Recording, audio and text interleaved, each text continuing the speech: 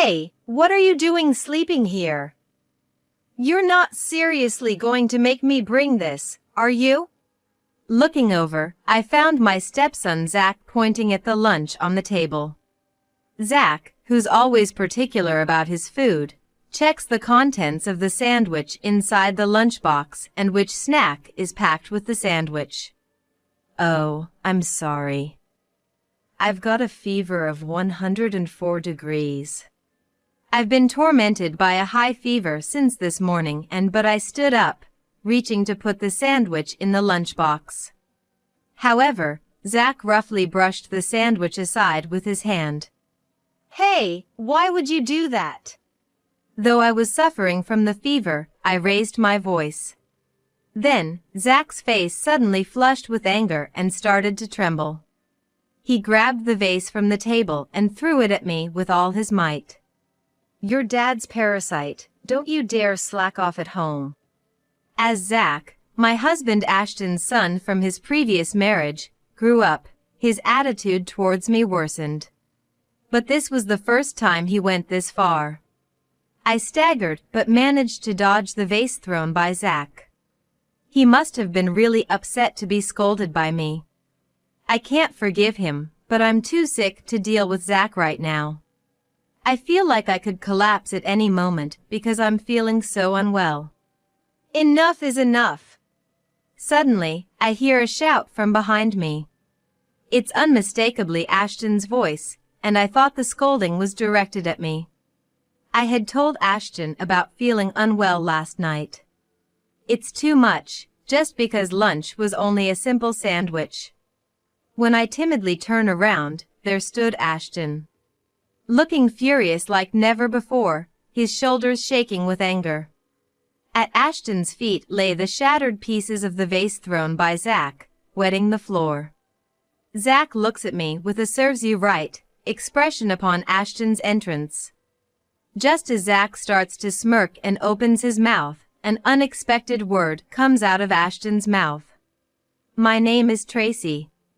I'm a 49-year-old housewife. I married my current husband Ashton when I was 42. It was my first marriage, but for Ashton, this was his second.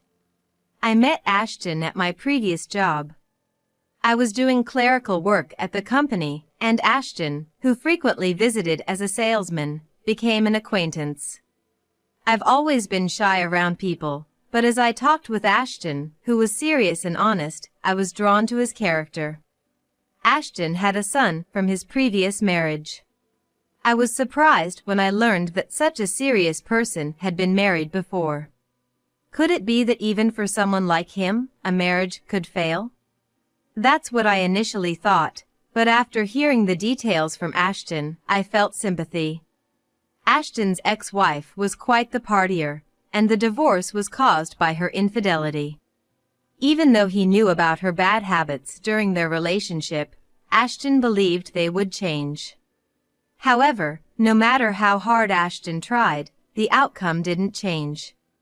Despite saying I won't do it again, his ex-wife cheated repeatedly. Even after their son was born, her bad habits didn't stop, and Ashton finally decided to divorce. He couldn't leave his son with such a mother, a tough decision indeed.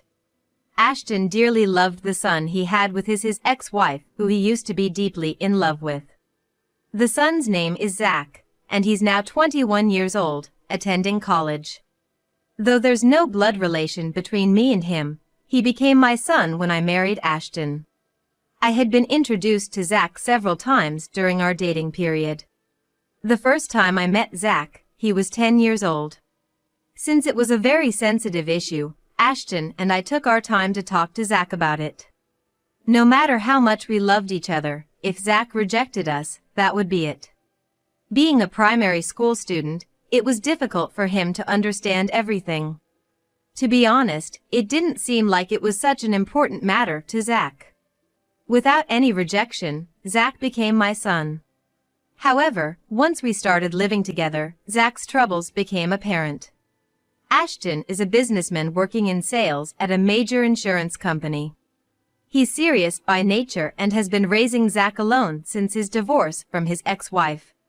While raising a child, he also managed to do his job well at the company, eventually becoming an executive. Ashton worked hard for Zach's sake, ensuring that Zach could live a life without experiencing any misfortune. But raising a child alone has its limits, even for a father. After work, it often got late, or I ended up leaving Zach alone. Though my parents-in-law lived not too far away, Ashton, being the serious type, didn't like relying too much on them. That inevitably led to him being overly indulgent with Zach. He compensated for not being able to spend much time with him by buying him various things and spoiling him. Seeing this, Zach grew cunning. He knew that by acting good in front of Dad, he could get anything he wanted. He became increasingly adept at committing misdeeds without the adults around him noticing. That was precisely how he was acting when I first met Ashton. For Zach, my presence was nothing but an annoyance. He probably thought that having a new mother figure would take away his freedom. Yet, he didn't oppose our marriage because he saw me as an outlet for his stress. Even as a child, he exploited my delicate position. Before we were married, I was a guest, and Ashton prioritized me. But once married, we were family. Zach understood this too well, knowing that Ashton would put his blood-related son first. Whose words would Ashton believe first, mine or Zach's? Once the three of us started living together, Zach's attitude towards me changed drastically, and the harassment began. I was prepared for some rebellion from a boy in elementary school, but since Dad's feeding you, it's only natural you take care of me, right? What I say goes, so get used to it. The first time Zach said such abusive words to me, I was furious. Those aren't words a child should say to a parent, and it shouldn't be allowed. Zach, do you understand what you just said? Even if it was a joke, there are things you shouldn't say. Think about why Mom is angry. Zach listened to my words with a smirking face. Rather, he seemed to enjoy being scolded. It was eerie to see Zach smirking through my serious scolding. He understood his position as a stepson and how we might be seen by society. Having had little to do with children before, I was appalled by how cunning he was. I never imagined a child could say such things. That night, when Ashton came home, I told him about the incident with Zach. The unnaturally mature behavior, the abusive words towards me. I was nearly in a panic, but made sure to convey everything to Ashton. However, contrary to my feelings, Ashton's thoughts were exactly as Zach predicted. Zach said that to you? No way. Aren't you exaggerating a bit? Zach isn't the kind of child to say such things. Ashton didn't take my report seriously and refused to believe Zach's abusive words. No matter how much I insisted, Ashton's reaction didn't change. On the contrary, he was irritated by my persistence. Tracy just doesn't like Zach because he's not her real son, he implied without saying it outright, but it was apparent in his actions. Let's drop this subject. You used to care so much about Zach before we got married. I'm disappointed in you. Ashton said that and sighed deeply. I didn't want to hear such words from Ashton. Despite everything, I was seriously engaging with Zach. I no longer thought of him as someone else's child. But from Ashton's perspective, it seemed I was seen that way. Ashton's words crushed me. Saying any more would only worsen our relationship. I felt that and gave up on discussing about Zach any further. Zach, who had been watching secretly, grew confident from the situation. Dad really does believe in me, he concluded with deep conviction. Still, there were times when my patience ran out. If this continued, Zach would grow up to be a terrible adult. I was afraid of ruining my relationship with Ashton, but each time I scolded Zach and consulted Ashton. However, the result was always the same. I even directly asked Zach several times, but he dismissed it. I would never say such a thing to Mom, right? It must be a misunderstanding or you misheard. Maybe Mom just feels that I'm in the way. Zach exploited my position, using it to wedge himself into Ashton's affections. If things continue this way, Zach will keep having his way, and eventually, irreversible cracks will form in my relationship with Ashton. The parental instinct to do what's best for Zach started to be suppressed deep down. I tried to refrain from interfering in Zach's actions as much as possible, and even kept my emotions in check. I didn't want to resort to such thinking, but Zach would eventually leave this home, and I just had to endure until then. Perhaps, in time, his feelings towards me would change, and he might even apologize. In my daily interactions with Zach, I knew the likelihood of that happening was almost nil. However, I had no choice but to keep encouraging myself. And so, I continued to deceive myself, desperately enduring each day. It was around the time Zach was about to graduate from high school. Having been tutored by a top-notch instructor, Zach had secured admission to one of the most competitive universities in the state. Perhaps feeling relieved after securing his admission, he started to act even more arrogantly than before. That day, Ashton was away on a business trip that lasted several days, leaving the house empty. In the evening, after finishing the chores, I waited for Zach's return. With Ashton not around, we were supposed to have dinner together, so I prepared a proper menu as usual. However, Zach didn't return even after his usual time had passed. I hadn't heard anything, but maybe he was delayed by a class or something. Could something have happened? I sent a message to Zach's mobile phone, but there was no reply from him. Even past 8 p.m., with no contact from Zach, I didn't start dinner, waiting for him to return. About an hour later, I heard a noisy group outside the house. Feeling a bad premonition, I opened the front door, and there stood Zach, bringing along several boys and girls. What? You're home? We're gonna have a party now, so can you leave? Upon seeing my face, Zach clicked his tongue and said that. From behind, jeers like "When is it gonna start?" and "Hurry up" followed. Leave! I was making dinner, waiting for you to come home.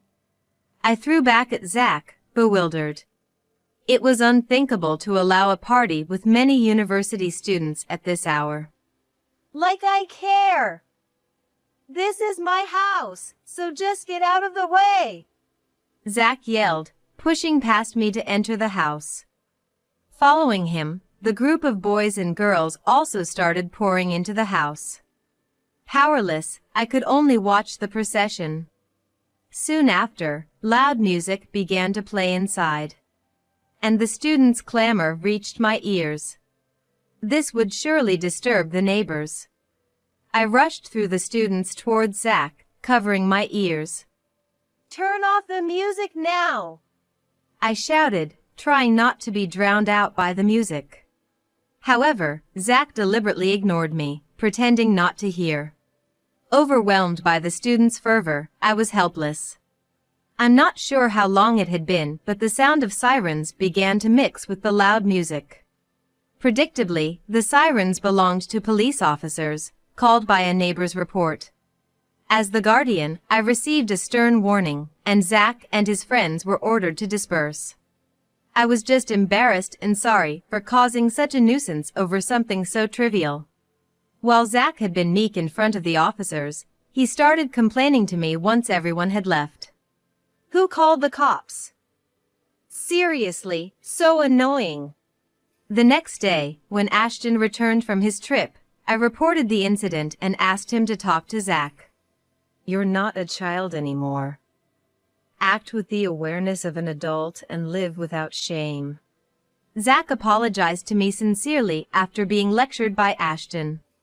Later, Zach and Ashton went to apologize to the neighbors together.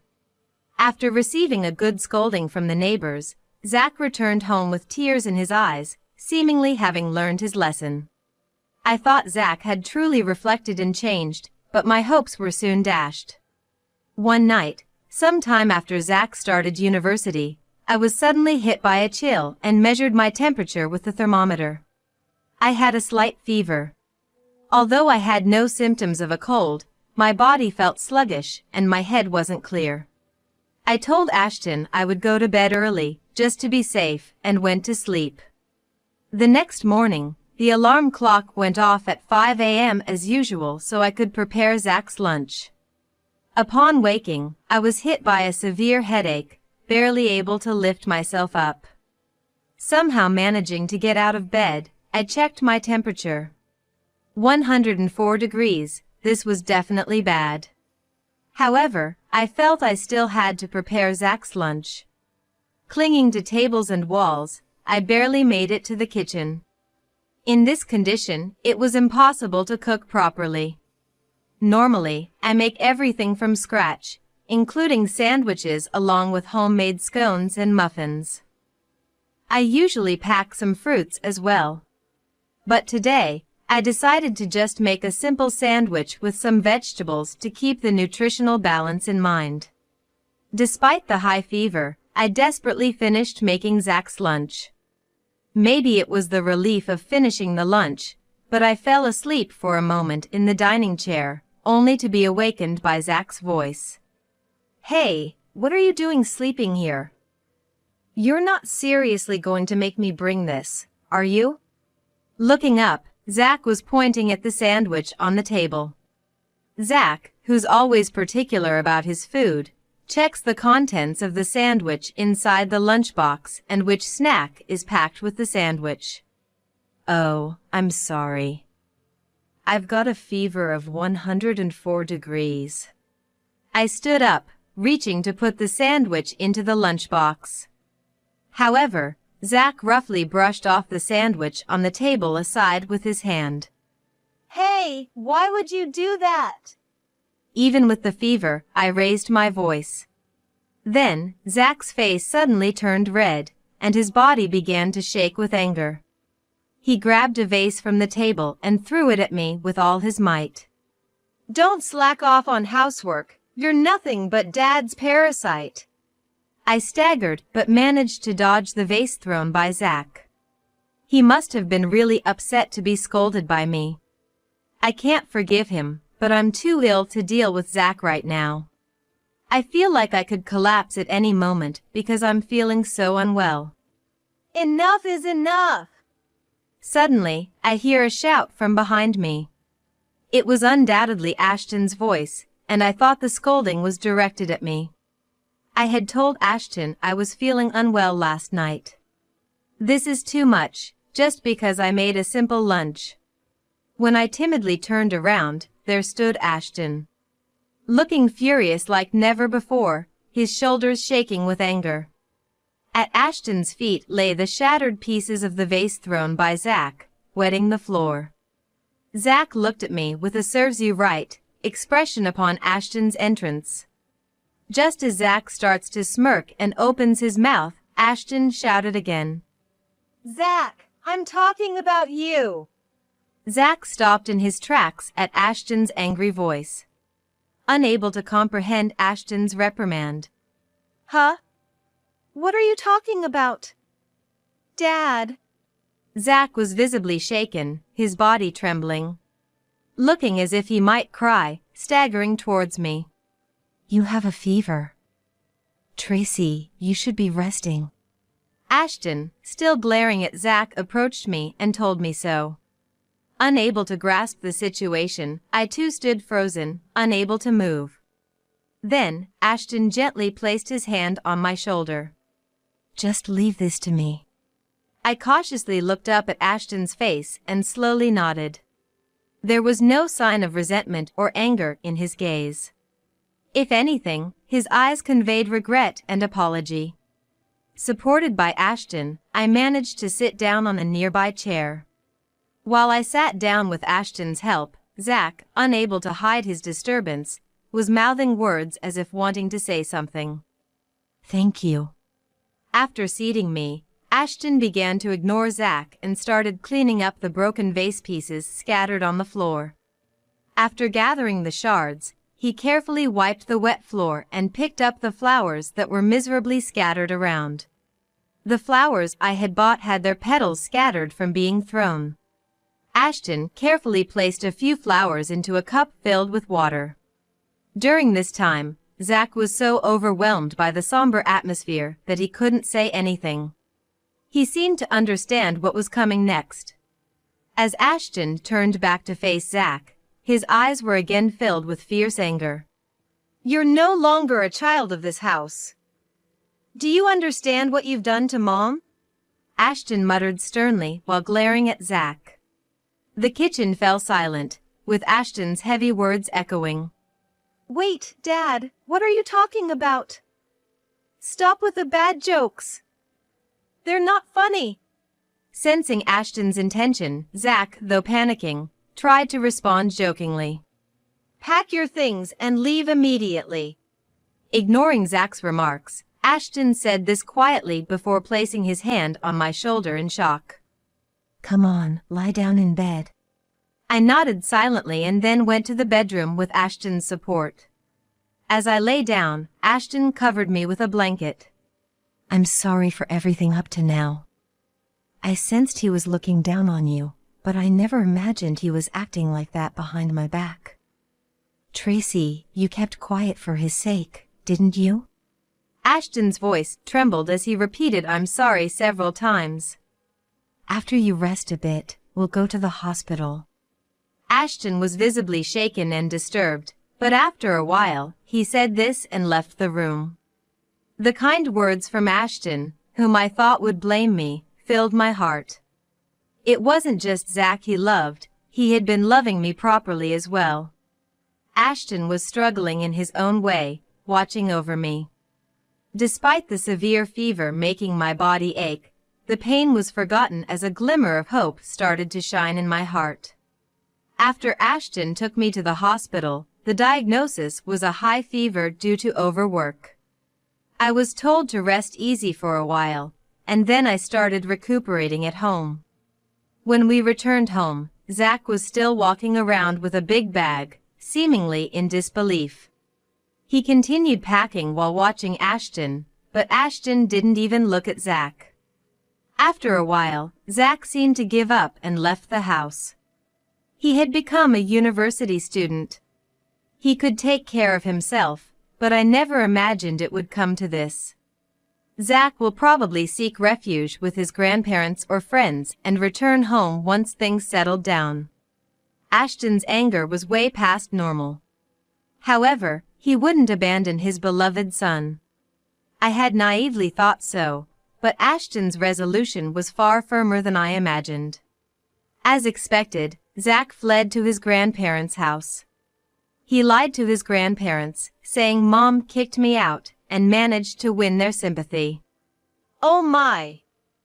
How terrible! I'll talk to Dad myself, so tell me everything that happened. Zach, thrilled at deceiving his grandparents, planned to use this opportunity to frame me. He started claiming that he had been receiving terrible harassment from me, who was not his real mother, all along. He fabricated a story about throwing the vase in a panic to protect himself during this incident. Dad is misunderstanding, he pleaded with tears, winning his grandparents over to his side. Poor thing! You can skip university today and just rest. Don't worry about Mom, I'll handle her properly. Zach, satisfied that his plan was working, proudly snuggled into the prepared bed. I'll play the role of a grandson who can't recover from the shock. Zach believed this without a doubt. However, Zach was about to face a far worse hell. The next day, Zach wore a smug face as he left for the university, while his grandparents sent him off. He thought this might be his chance to get rid of me, the nuisance. He had been using everyone to his advantage so far, thinking it was about time. Everything seemed to be going according to his plans, but as the lecture started, his belief crumbled with a noise. Zach. I received a notice of withdrawal from the university by your dad yesterday. The instructor, recognizing Zach, said this with a troubled look. The room started buzzing at those words. What? What do you mean? That can't be right. Must be some mistake. With Zach's desperate plea, the instructor said he would check and left the classroom. Zach tried to respond confidently to the gazes from around him. Don't worry, it's gonna be fine. The teacher must have confused me with someone else. Making a fuss over nothing. Yet, a bad premonition ran through Zach's mind. No way, he wouldn't go that far. When the instructor returned, he told Zach straightforward. There's no mistake. Zach, your withdrawal has been processed. With the instructor's words, the room buzzed even more, and Zach was engulfed in despair. Filled with embarrassment, Zach's face turned red, and he dashed out of the classroom. This can't be happening. What's going on? Racing down the long corridor, Zach muttered complaints under his breath. Why dominated his thoughts, slipping out unintentionally. He pulled out his mobile phone to call Ashton. However, Ashton had blocked his calls, leaving Zach unable to connect. Panicked, Zach hurried towards his grandparents' house. Upon arrival, he was greeted by the sight of his bag thrown in front of the entrance. What is this? Zach's panic intensified as he rang the doorbell. Seeing no response, he desperately banged on the front door. Grandma! Grandpa! He pleaded with tears in his voice, but there was no answer from inside. In that moment, Zach realized. He had been betrayed by his grandparents. With nowhere else to go, Zach grabbed his discarded bag and headed home. Hoping for some mistake, but the reality of the situation was clear. Sobbing, Zach rang the doorbell upon his return, and I was there to greet him. What's happening? I was wrong. Please help me. I led in Zach, who was sobbing. And he continued to cry even louder, perhaps feeling relieved. As planned, I took Zach to the room where Ashton was waiting. Zach remained inconsolable in front of Ashton, who watched silently, waiting for the crying to stop. Eventually realizing this, Zach ceased his tears. Once Zach had stopped, Ashton, still stern, finally spoke. What do you intend to do by coming here now? With those words, Zach was filled with despair again. He wasn't forgiven. There was no return to this home. You should know, Grandma and Grandpa won't let you in anymore either, I said, adding insult to injury. The plan had always been to welcome Zach if he fled to them, then to turn him away. This shock was greater than an outright rejection. It was retaliation for Zach, who had pretended to repent but betrayed my trust. He was to experience firsthand what I had endured. There's no plan to revoke your university expulsion. If you want to continue, figure out the tuition yourself. The expulsion was Ashton's decision, not something I had considered. It was to ensure Zach faced the consequences of his actions. Before marrying Tracy, I might have made you feel neglected. That's why I prioritized you over her. You were always good in front of me, and I believed you were repentant for your mistakes. Despite knowing better, Ashton had indulged Zach excessively. Feeling sorry for him losing his mother and trying to compensate. But Zach's continuous disrespect and the vase-throwing incident were the last straw for Ashton. In a way, Ashton blamed his own upbringing for Zach's repulsive character. Unable to forgive the years of suffering Zach had caused me, Ashton had no choice but to believe in the harsh reality. Taking everything from Zach and casting him aside was also a punishment for Ashton himself. So, I can't get help from you anymore? I can't make it on my own. Zach pleaded tearfully, but Ashton's mind was made up. As a small mercy, Ashton handed Zach a month's worth of living expenses. In this limited time, Zach had no choice but to fend for himself. For Zach, who had been coddled and used to getting his way, this was hell. Being expelled from university meant he was off the promised elite path. Cut off from his parents and grandparents, he had to navigate life alone. The grandparents had always doted on Zach, their grandson. But after Ashton revealed Zach's numerous transgressions against me, their perspective shifted. No matter how beloved, some actions are unforgivable. At first, the word disownment seemed to baffle them a bit. But with Ashton's firm resolve and considering Zach's own situation, they cooperated. That very day, Zach rented a room in an old, dingy apartment where he could afford with the little money he had. The bath and toilet were shared, and the room was covered with thin, grimy walls. If he ever made noise with a large group of friends like before, he would be kicked out immediately. Staring at the little money he had left, Zach shed tears. He had lost his home and his family. His friends, who had always enjoyed Zach's generosity, were gone, having only used him. Zach, always unreasonable and lacking common sense, had kept his friends around with money. Now without any support, his future was bleak. He had never worked part-time before, relying on his parents for all his social expenses. Could someone as spoiled as him even manage to work? To survive, he had to find even the most grueling jobs. Thinking about this, Zach couldn't stop the tears from flowing. A year had passed since Zach left our home. Ashton started to put me first again, like when we first met. For about 10 years, everything had revolved around Zach, so we were reclaiming our relationship. I no longer had to ponder over Zach, allowing me to purely enjoy my relationship with Ashton. I'm truly sorry for all the hardship I've caused. I became blinded by my love for my son. I had never voiced it, but whenever Ashton criticized my statements about Zach, I would become physically ill from the stress. Being attacked on the point of having no blood relation felt like exploiting a vulnerability. Legally, he was my son, but that was one aspect I couldn't change. I felt devastated, as if being targeted for an unavoidable weakness. Now, Ashton and I can talk about it because Ashton himself always had this sensitive issue in the back of his mind. Not in a bad way, but he had decided never to mention it to me. Knowing how much it troubled me, Ashton began apologizing whenever possible. Zach's departure seemed to have freed us from various entanglements.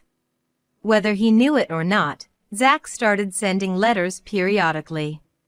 They weren't about wanting to mend our relationship, but rather updating us on his situation. Perhaps it was his way of apologizing. Since that day, he has been desperately looking for work, sustaining his days through manual labor. Although Ashton says nothing, he seems somewhat relieved by these letters. We won't reach out anymore, but it's eased our minds. It's difficult for us to have children at our age, but it seems we can live harmoniously as a couple. There were more hardships than happiness, making everyday survival a challenge. But now, I can walk through my life, a bright and joyful one.